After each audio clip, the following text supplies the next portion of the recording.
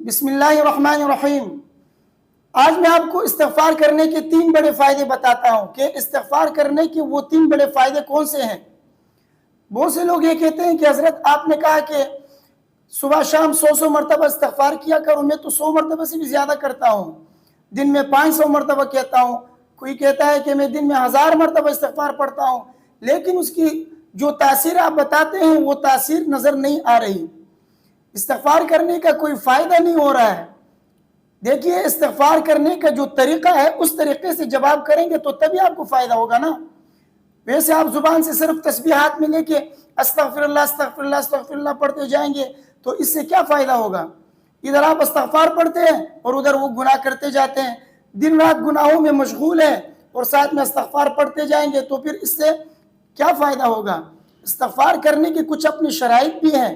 استغفار آپ پڑھتے جائیں لیکن اس کی جو شرائط ہیں، جس طریقے سے استغفار کیا جاتا ہے اور استغفار کرنے کی جو تاثیر ہے اس طریقے سے اگر آپ استغفار کریں گے تو تب وہ تاثیر جو استغفار کی آپ کو جو ہے نظر آئے گی۔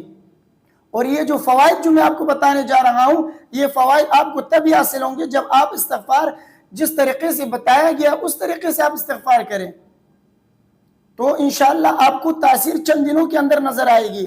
آپ خود ہی کہیں گے کہ واقعتاً جو نبی کریم صلی اللہ علیہ وسلم نے فرمایا وہ تاثیر اور جو استغفار کے جو فائدے بتائے نبی کریم صلی اللہ علیہ وسلم نے وہ سچ فرمایا ہے، لیکن میں غلط طریقے سے کیا کرتا تھا۔ تو استغفار کے اپنی طریقے ہیں، اس طریقے سے انشاءاللہ آپ استغفار کریں تو انشاءاللہ العزیز چند دنوں کے اندر آپ کو استغفار کی تاثیر بھی نظر آئے گی اور انشاءاللہ جو استغفار کے جو فوائد ہیں وہ آپ کو دکھنا شروع ہو جائیں گے۔ تو دیکھیے، استغفار کے وہ 3 بڑے فائدے کون سے ہیں، اور ساتھ میں آپ کو یہ بھی بتاتا ہوں کہ استغفار کرنے کا طریقہ کیا ہے اور کس طریقے سے آپ کریں گے تو تب آپ کو استغفار کے یہ 3 فائدے حاصل ہوں گے۔ اور اس کے علاوہ جو دیگر احادیث میں جو استغفار کے جو 40 فوائد یا اسی طرح جو دیگر فوائد جو علماء کرام نے بیان کیے ہیں وہ سب کے سب جو انشاءاللہ العزیز آپ کو حاصل ہو جائیں گے۔ تو دیکھیے، سب سے پہلے آپ یہ سنیے کہ استغفار کے وہ 3 بڑے فائدے کون سے ہیں۔ حضرت ابن عباس رضی اللہ تعالی عنہ کی حدیث ہے، ابو داؤد شریف میں ہے، فرماتے ہیں نبی کریم صلی اللہ علیہ وسلم نے فرمایا من لزم الاستغفار جعل اللہ له من كل ضيق مخرجا ومن كل هم فرجا ورزقه من حيث لا يحتسب۔ اس حدیث میں نبی کریم صلی اللہ علیہ وسلم نے کیا فرمایا ہے؟ فرماتے ہیں کہ من لزم الاستغفار، جو استغفار کو اپنے اوپر لازم کرے، یعنی روزانہ استغفار پڑھتا رہے، صبح شام استغفار کا ذکر کرتا رہے، تو اس کا فائدہ کیا ہوگا؟ پہلا فائدہ تو یہ ہے کہ جعل اللہ له من كل ضيق مخرجا، کہ اللہ تبارک و تعالیٰ اس کے لیے راستوں کو کھول دیں گے، یعنی جو راستے اس کے اوپر بند ہیں اور جو تنگی اس کے اوپر آئی ہوئی ہے اللہ تبارک و تعالیٰ اس تنگی سے اس کو نکالیں گے، راستوں کو کھول دیں گے اس کے لیے۔ اور دوسرا فائدہ کیا بتایا؟ دوسرا فائدہ نبی کریم صلی اللہ علیہ وسلم نے فرمایا وَمِن كُلِّ هَمٍّ فَرَجًا، ہر پریشانی سے اللہ تبارک و تعالیٰ اس کو نکالیں گے۔ تمام پریشانیاں جو پریشانیاں اس کے اوپر آئی ہوئی ہیں اللہ تعالیٰ ان پریشانیوں کو ان سے دور فرمائیں گے۔ اور تیسرا فائدہ کیا ہے؟ تیسرا فائدہ نبی کریم صلی اللہ علیہ وسلم نے یہ فرمایا وَرَزَقَهُ مِنْ حَيْثُ لَا يَحْتَسِبُ۔ اور تیسرا بڑا فائدہ یہ ہے کہ اللہ تعالیٰ اس کے اوپر رزق کے دروازے کھول دیں گے، وہاں سے رزق عطا فرمائیں گے جہاں سے تمہارا گمان بھی نہیں ہوگا۔ تو جہاں سے آپ کا گمان نہیں ہوگا وہاں سے اللہ تعالیٰ رزق عطا فرمائیں گے۔ تو اس سے معلوم ہوا رزق کے دروازے بھی کھلیں گے، تنگی بھی دور ہوگی، پریشانیاں بھی دور ہوں گے، تو پھر تو آپ کے مزے ہو گئے۔ جب آپ پریشان نہ ہو، جب آپ کے رزق میں کوئی مسئلہ نہ ہو، اسی طرح جب آپ کے اوپر کوئی تنگی نہ ہو، آپ کے جس کام میں ہاتھ ڈالو گے وہ راستہ کھل جائے، جس کام میں ہاتھ ڈالو گے وہ کام آپ کا ہو جائے، جس کاروبار میں ہاتھ ڈالو یا جس پراپرٹی میں آپ ہاتھ ڈالو گے یا اسی طرح کسی بھی کام کے اندر آپ انٹر کریں گے تو وہ کام انشاءاللہ العزیز پائے تکمیل تک پہنچ جائے گا۔ کس وجہ سے؟ استغفار کے لازم کرنے کی وجہ سے، زیادہ کثرت سے استغفار کرنے کی برکت سے۔ تو استغفار کے یہ 3 بڑے فائدے ہیں۔ یہ 3 بڑے فائدے آپ کو تبھی ملیں گے جب آپ استغفار اپنے طریقے سے کریں، جس طریقے سے نبی کریم صلی اللہ علیہ وسلم نے فرمایا اور جس طرح اللہ تبارک و تعالیٰ چاہتے ہیں کہ آپ استغفار کریں اس طرح استغفار کریں۔ جس طرح صحابہ نے فرمایا ہے، علماء کرام نے بیان کیا ہے، تو اس طرح آپ استغفار کریں، اس طریقے سے کریں۔ انشاءاللہ العزیز جو تاثیر استغفار کی ہے، جو فوائد بیان کیا گیا احادیث کے اندر، وہ سب جو ہے آپ کو ملیں گے۔ آپ کو روزانہ استغفار کرنے سے چند دنوں کے اندر اس کی تاثیر آپ کو لازم آئے گی۔ تو استغفار کا جو طریقہ ہے وہ کیا ہے، سنیے ذرا۔ ہم اور آپ تو کیا کرتے ہیں، ہاتھ میں تسبیح لے لیے اور اس میں استغفر اللہ استغفر اللہ استغفر اللہ استغفر اللہ پڑھنا شروع کر دیا۔ کوئی 500 مرتبہ پڑھ رہا ہے تو کوئی 1000 مرتبہ پڑھ رہا ہے۔ میں یہ نہیں کہہ رہا ہوں کہ اس طرح نہیں کرنا چاہیے، نہ کرنے سے تو بہتر ہے استغفار کرے۔ ہو سکتا ہے انشاءاللہ اللہ تبارک و تعالی آرام سے آپ کا جو ہے زبان بھی ذکر کے اوپر عادی ہو جائے، آپ خود بھی ذکر و اذکار کے اوپر عادی ہو جائے، اور اللہ تبارک و تعالی آپ کے لیے جو تاثیر ہے اگر وہ مکمل نہ ہو لیکن کچھ نہ کچھ تو فرق پڑے گا انشاءاللہ العزیز۔ میں یہ نہیں کہہ رہا ہوں کہ اس کا کوئی فائدہ ہی نہیں ہے، مت کرو، کچھ نہ کچھ تاثیر اس کی بھی آپ کو نظر آئے گی، لیکن جس طرح جو حقیقی جو تاثیر ہے وہ آپ کو تبھی نظر آئے گی جس طریقے سے علماء کرام نے بیان کیا۔ اچھا وہ طریقہ کیا ہے تو سنیے ذرا۔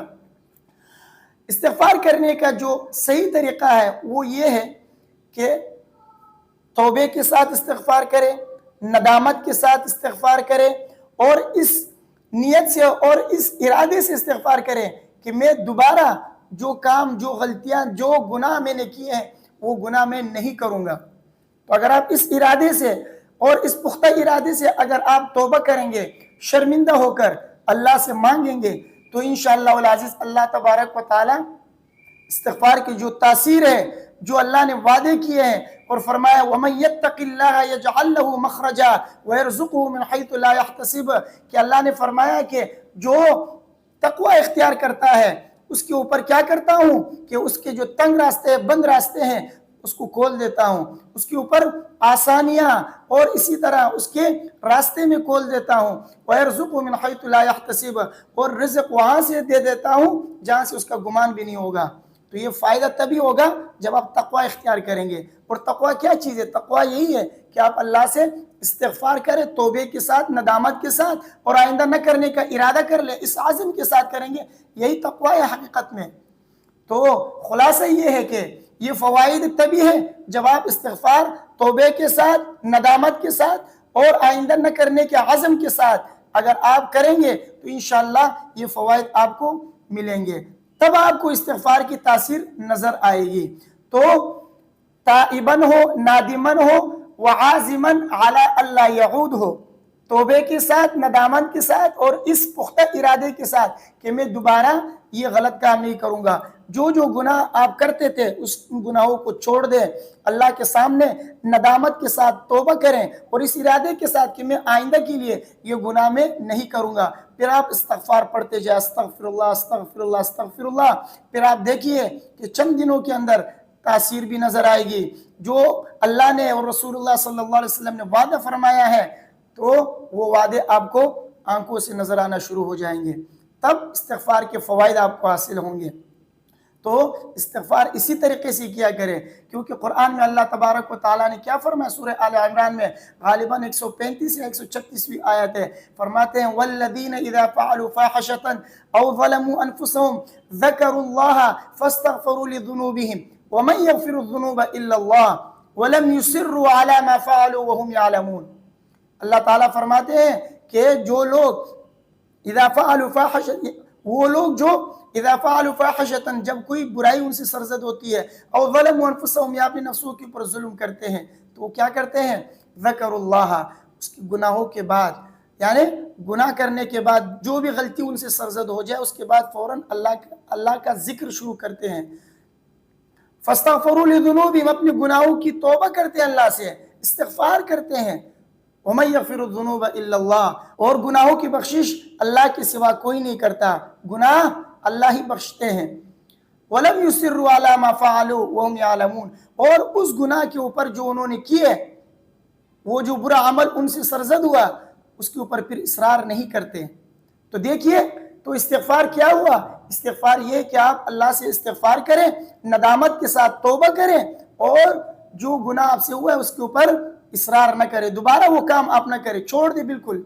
اس کام کو آپ چھوڑ دیں، اس گناہ کو چھوڑ دیں، اس کے بعد آپ کے استغفار میں وہ تاثیر ہوگی، اور وہ وعدے جو اللہ نے فرمایا اور وہ وعدے جو رسول اللہ صلی اللہ علیہ وسلم نے فرمایا وہ آپ کو انشاءاللہ پھر حاصل ہو جائیں گے، وہ وعدے آپ کو ملیں گے پھر جو نبی کریم صلی اللہ علیہ وسلم نے جس چیز کا وعدہ فرمایا ہے۔ تو بہرحال جس نے استغفار کیا، توبہ کیا، وہی کامیاب ہوا ہے۔ فمن تاب افلح، جس نے توبہ کیا ہے وہ کامیاب ہوا ہے۔ تو توبہ جو ہے اس کا نتیجہ کامیابی ہے، جس نے بھی توبہ کیا ہے وہ کامیاب ہوا ہے۔ تو استغفار کرے توبے کے ساتھ، ندامت کے ساتھ، اور آئندہ نہ کرنے کے عزم کے ساتھ، انشاءاللہ پھر آپ استغفار کریں۔ اگر زیادہ نہیں تو صبح شام 100 مرتبہ کرے، انشاءاللہ تاثیر آپ کو کچھ دنوں کے اندر نظر آئے گی۔ تو استغفار طریقے کے ساتھ کرے۔ مجھے امید ہے کہ یہ میری باتیں آپ کی سمجھ میں آ گئی ہوں گی۔ اگر پھر بھی استغفار کے متعلق کچھ آپ کو سمجھ میں نہ آیا ہو یا کوئی اور سوال آپ کے ذہن میں ہو تو آپ پوچھ سکتے ہیں، کمنٹ میں لکھ دیں، انشاءاللہ اگلی ویڈیو اس کے اوپر آ جائے گی۔ مجھے امید ہے کہ میری باتیں آپ کی سمجھ میں آ گئی ہوں گی۔ ویڈیو کو اپنے دوستوں کے ساتھ لازمی شیئر کیجئے، مجھے بھی اپنے دعاؤں میں یاد رکھیے۔ السلام علیکم ورحمۃ اللہ۔